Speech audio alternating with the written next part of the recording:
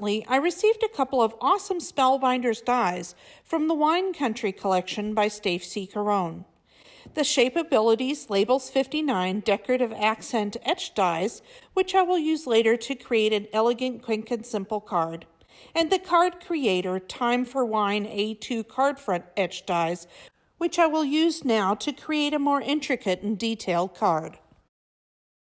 I started by cutting an A2 size panel of this beautiful wood pattern paper that I had in my scraps and attaching it to an A2 card base. Next, I took a piece of corrugated cardboard from the Spellbinders Platinum Pack 5 to cut out the Time for Wine Card Creator die. These 6x6 sheets can be cut using steel rule and even etched dies and happen to be on clearance now over at the Spellbinders Paper Arts website. You'll find links in the description below. There are 6 sheets in all, including 2 each of cork, corrugated cardboard, and balsa wood. Of course, my bottle would not be complete without a label.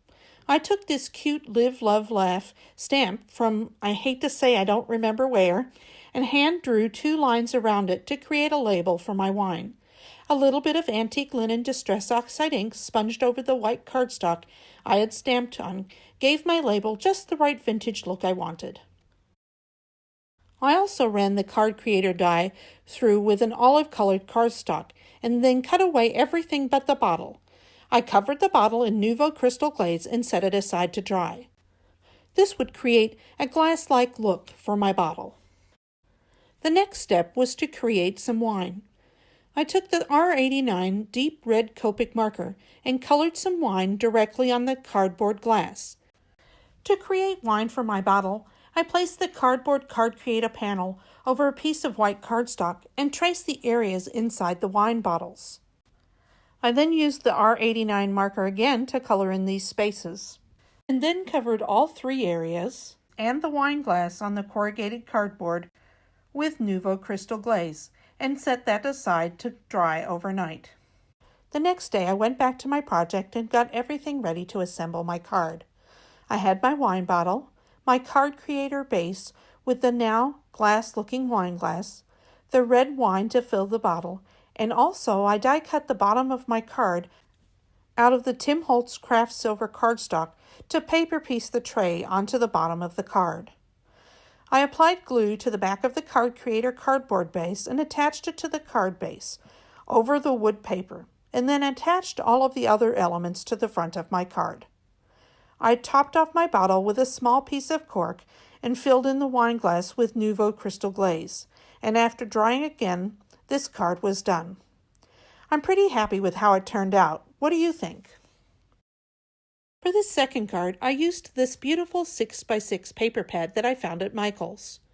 One of the papers had this cheeky saying that I thought would be fun for the front of a card. I used the main die to cut it out. The fit was perfect. I then trimmed the ornate swirls off with my scissors to create this sentiment panel. I needed some gold paper to go with the gold in the sentiment and decided on using my trusty Tim Holtz gold craft paper. I love this paper. It has such a beautiful antique look to it. If you watch my videos frequently, you know I use it a lot. I cut out the largest die for under my sentiment and then added a square of fun foam to pop it up in the center of my card when I get to that step.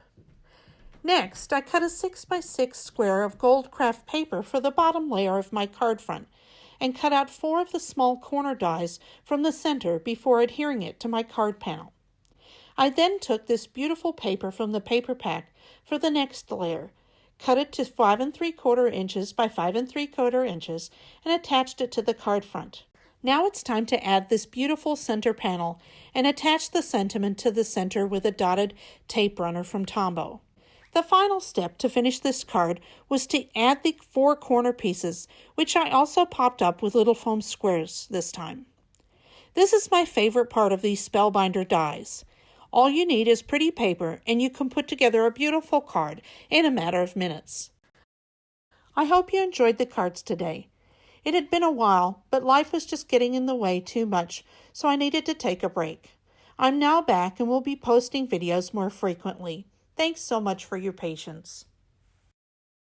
For more information, please visit my blog at www.perkypennypapers.com and follow my Instagram at perkypennypapers.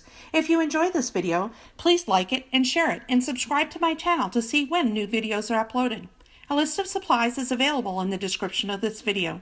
Thank you so much for spending your time with me today.